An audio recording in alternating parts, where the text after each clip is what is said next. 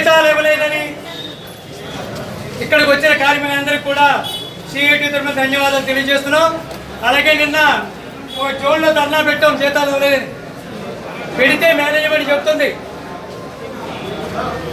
గతంలో ఎప్పుడూ లేదు, మేనేజ్మెంట్ ధర్నా చేస్తే వాళ్ళు జీతాలు వేస్తున్నారు. అలాగే ఎప్పుడూ లేని ఎగ్జిక్యూటివ్ ధర్నా చేస్తే ఎప్పుడూ చేయలేదు, ఇన్ని సంవత్సరాల బట్టి కూడా ఇక్కడికి వచ్చి ధర్నా చేస్తే వాళ్ళకి జీతాలు ఇస్తున్నారు. ఏ సార్ వాళ్ళు జీతాలు ధర్నాలు చేస్తే వాళ్ళు జీతాలు వేస్తున్నారు, కాంట్రాక్ట్ కార్మికులు మేము ఇంత కష్టపడుతున్నాం కదా మాకెందుకు జీతాలు వేయలేదంటే ఒక మేనేజర్ అంటాడు మాకు ఉంది ఒక్కొక్కడిని, మాకు స్క్రాప్ ఉంది, ఆ స్క్రాప్ అమ్మి మనకి జీతాలు వేస్తాడు. చూడండి, స్క్రాప్తో మన కాంట్రాక్ట్ పోల్చాడు. ఒక హెచ్ఓడి ఎంత దౌర్భాగ్యం చూడండి. ఇది పరిస్థితి ప్లాంట్లో. రాబోయే కాలంలో ఇలాంటి జీతాలు కూడా లేటుగా వేసే పరిస్థితి అనేది ఉంటుంది. కాబట్టి ఇలాంటి పోరాటాలకుండా పోరాడే ప్రతి కార్మికుడు ఉండాలి. కానీ గుర్తుపెట్టుకోవాలి, కాంట్రాక్ట్ వచ్చిన కాంట్రాక్ట్ స్టార్ట్ చేసిన 3 నెలలు ఆ కాంట్రాక్ట్ సొంత డబ్బులతో జీతాలు పూర్తిగా వేయాలి అని కాంట్రాక్ట్లో టెండర్లో ఉంది. ఆ కాంట్రాక్ట్ ఏం చేస్తాడంటే ఒక నెల వేస్తున్నాడు, 2 నెలలు నాకు బిల్లు అందలేదు కాబట్టి మేనేజ్మెంట్ బిల్లు ఇస్తే నేను వేస్తానని చెప్తున్నాడు. మీరు ఒకటే అడగండి, కాంట్రాక్ట్ స్టార్ట్ చేసిన 3 నెలలు కూడా కాంట్రాక్ట్ సొంత డబ్బులతోనే కాంట్రాక్ట్ జీతాలు వేయాలి. అది కాంట్రాక్ట్లో ఉన్న డిమాండ్. కాబట్టి రాబోయే కాలంలో ఇలాంటి పోరాటానికి సిద్ధంగా ఉండాలి. అలాగే చాలామంది ఏదో యాత్రలే కాంట్రాక్ట్ ప్రేమ, మేనేజ్మెంట్ ప్రేమ ఇవన్నీ వదులుకోండి. కాంట్రాక్ట్ ఎప్పుడు కూడా ఐక్యతగా ఉంటేనే ఇలాంటి హక్కులను సాధించుకోగలం. కాబట్టి కూడా రాబోయే కాలంలో మీరందరికీ ఇలా కాంట్రాక్ట్ మేనేజ్మెంట్ వదిలించాలి. సరే, మనకు రావాల్సిన డిమాండ్లు చాలా ఉన్నాయి. ఆ డిమాండ్లన్నీ కూడా సాధించే వరకు కూడా మీరందరూ ఎలర్ట్గా ఉండాలని, పోరాటానికి కూడా ఏదైనా పిలిపించినంటే ప్రతి ఒక్కరు రావాలని కోరుకుంటున్నాను. జీతం చెల్లించాలి.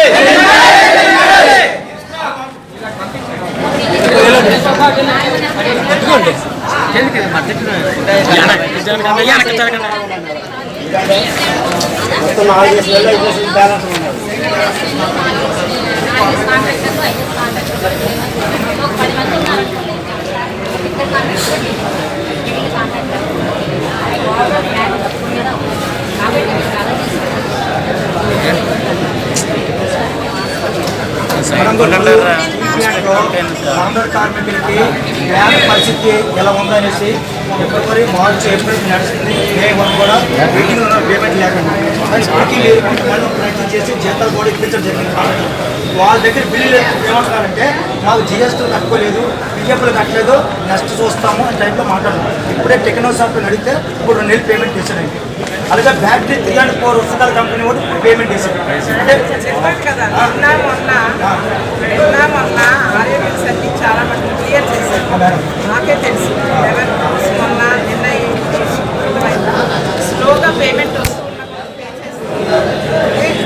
డెఫినెట్గా కూడా మేము మేనేజ్మెంట్కి తీసుకెళ్తాం. కాంట్రాక్ట్ పే చేయకపోతే అది కూడా మేము ఇంజనీరింగ్ చేతని చెప్తాను, కాంట్రాక్ట్తో మాట్లాడతాం. మేడం, ఇప్పుడు పేమెంట్ల వరకు కొన్ని కాంట్రాక్ట్లు అయినా కాంట్రాక్ట్లో రేపు మార్నింగ్ తీసుకొస్తాం. మీరు బిల్ ఇచ్చిన తర్వాత కూడా పేమెంట్ వేయట్లేదు. ఆ కాంట్రాక్ట్లో సంఘ స్టీల్ అంటే ఒకరు ఉన్నారు, తర్వాత ఒక భాష అంటే ఒకరు ఉన్నారు, పుస్తకాల కంపెనీలో కూడా టెక్నో సాఫ్ట్వేర్ ఫుల్ ఫైనల్ పేజింగ్లో కూడా ఉంచుకుంటాం. ఇప్పుడు ఫైనల్కి టైం పడుతుందండి, ఎందుకంటే మీ అందరికీ తెలుసు కంపెనీ చాలా కష్టం సమయంలో ఉంది. అట్లీస్ట్ జీతాల వరకు మేము కూడా మీ తరఫు నుంచి రిక్వెస్ట్ చేస్తాం. ఓకే, ఎవరెవరికి అదే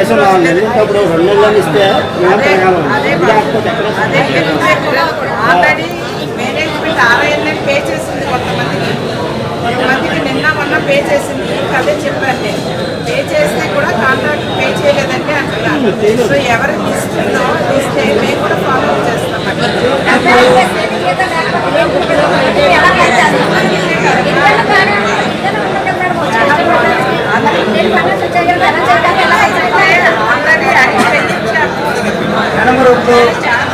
దృష్టిలో పెట్టినట్టు ఇప్పుడు స్టీల్ ప్లాంట్లో సుమారుగా 4,000 మంది స్కిల్ కార్మికులు ఉన్నారు మేడం. ఈ స్కిల్ కార్మికులకి 2022 అక్టోబర్ నుంచి కూడా ఇప్పుడు వరకు కూడా ఈఎస్ఐ లేదు. ఈఎస్ఐ లేని వల్ల ఆ కాంట్రాక్ట్ వైపు నుంచి మనం తీసుకుని కట్టిన డబ్బులు సుమారు 2 కోట్ల పైన మిగిలిపోయింది. మన ఈఎస్ఐ డబ్బులు మిగిలిపోయాయి. కానీ ఆ స్కిల్ కార్మికుడికి అనేది ఈరోజు సూపర్ స్పెషాలిటీ వైద్యులు ఎక్కించడానికి ఒక హెల్త్ ఇన్సూరెన్స్ కార్డు ఉన్నారు. ఉదాహరణకు కోకవల్లో మీరందరూ ముందుకు వచ్చి పాల్గొన్నారు కాబట్టి ఆ కార్మికులకు వైద్యం అందింది. మీ వల్ల జరిగింది. ఎందుకంటే సాంబాయి అనే జనరల్ సాంబాయి పడిపోయాడు.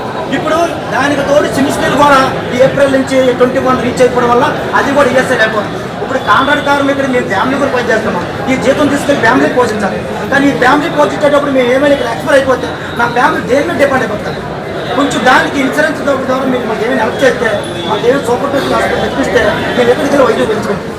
మాకు కనీసం జనరల్ హాస్పిటల్ ఇప్పించండి. ఇప్పుడు అన్స్కిల్ కార్మికులు అనుకోవడం ఏమైనా చనిపోతే ఆ ఫ్యామిలీకి భార్య 16,000 పెన్షన్ వస్తుంది. అదే సిమిస్కిల్ కానీ స్కిల్ కానీ చనిపోతే రోడ్డు మీదకి వచ్చాడు ఫ్యామిలీ. మరి ఈ స్టీల్ ప్లాంట్లో పనిచేసి మీరు రోడ్డు మీదకి వచ్చేది ఎందుకమ్మా?